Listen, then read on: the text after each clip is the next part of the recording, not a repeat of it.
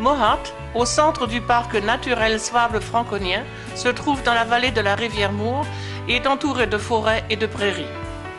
Son petit lac Feuersee, ses ruelles pittoresques, son hôtel de ville avec son balcon en fer forgé historique, son église Walterich qui domine la ville, les dépendances de l'ancien monastère, son église protestante avec une intéressante architecture, son parc municipal, le Stadtgarten. Mohart sait aussi en hiver se présenter sous la neige.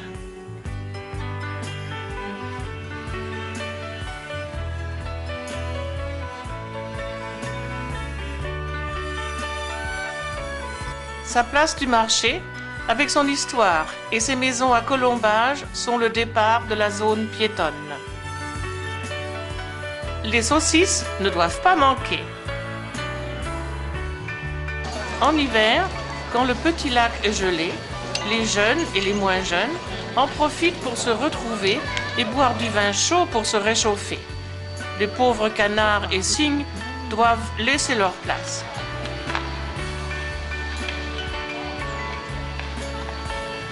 Sur la glace, chacun s'abandonne à son sport préféré. Le patin, la luge, le hockey ou simplement se promener. Dès que le temps le permet, la piscine en forêt, avec son eau chauffée, ouvre ses portes. Avec son toboggan et d'autres attractions sportives, elle permet de passer des moments agréables de détente.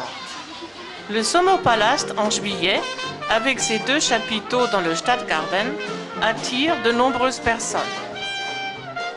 Un des chapiteaux pour la gastronomie, où tous les participants de tous âges travaillent bénévolement. L'autre est réservé aux spectacles de variété, cabaret, théâtre ou musique. Besteht also die Möglichkeit, dass wir dort die rechte Zeit wiederfinden. Murart est jumelé avec Château-Gontier, Frome, Rötha et Rapka. Chaque semaine, le veilleur de nuit en costume historique fait sa ronde dans la ville et invite à le suivre pour écouter ses nombreuses histoires, contes et légendes sur la ville dont il a le secret.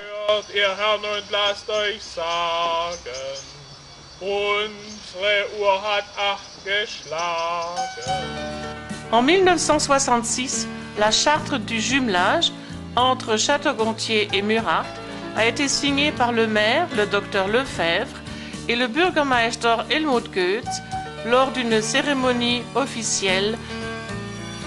Incroyable mais vrai, le célèbre équipage de l'Apollo 14 a fait halte à Murart au Sonnepost. Les célèbres astronautes Rosa, Shepard, Mitchell, accompagnés de Chapman et Engle, ont signé cette photo qui est maintenant d'une valeur rare. Pour le Kremlin à Moscou, c'est une entreprise de Murart, la maison Rimesam, qui a fabriqué et monté un parquet de très grande valeur artistique.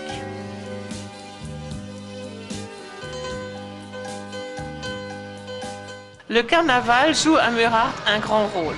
On parle même de la 5e saison. De nombreux groupes viennent des villes environnantes pour participer au grand défilé. Des groupes de musique aux instruments curieux, des sorcières aux masques effrayants, des majorettes, des fanfares, tous avec des costumes originaux.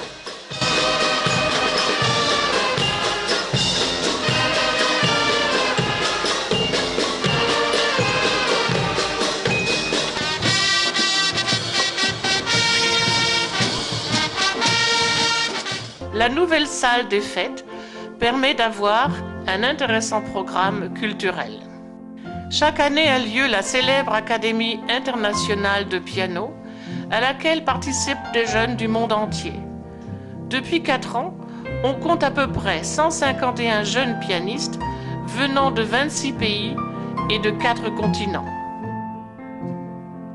De nombreux artistes aiment venir présenter leur programme de haut niveau dans la salle de la bibliothèque où sont exposées les œuvres des peintres célèbres de Murart.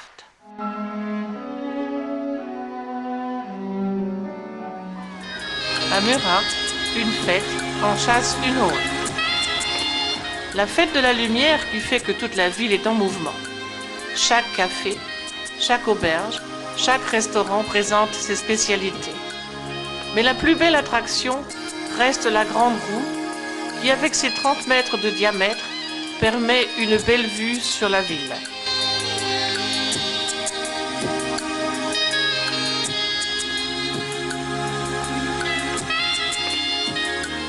Le soir, les lumières attirent un grand public et la fête se termine par un brillant feu d'artifice.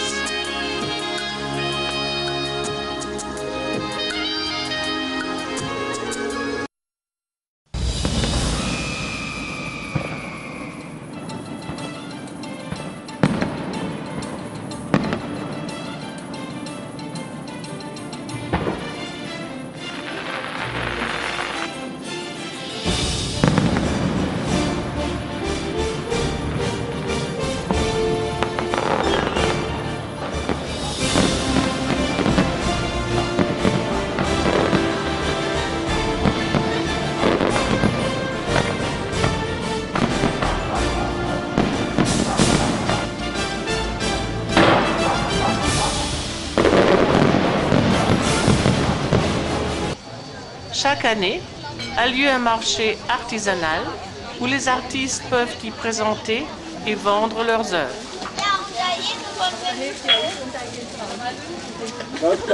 À la fin de l'année, il y a la possibilité de se retrouver à 2 marchés de Noël. Fin novembre, un privé caritatif dans la salle des fêtes, organisé par une association féminine pour, avec le gain, aider les familles dans le besoin ou apporter des cadeaux dans des maisons du 3e âge. En décembre, le marché de Noël organisé par l'association des commerçants qui a lieu dans un Murart illuminé.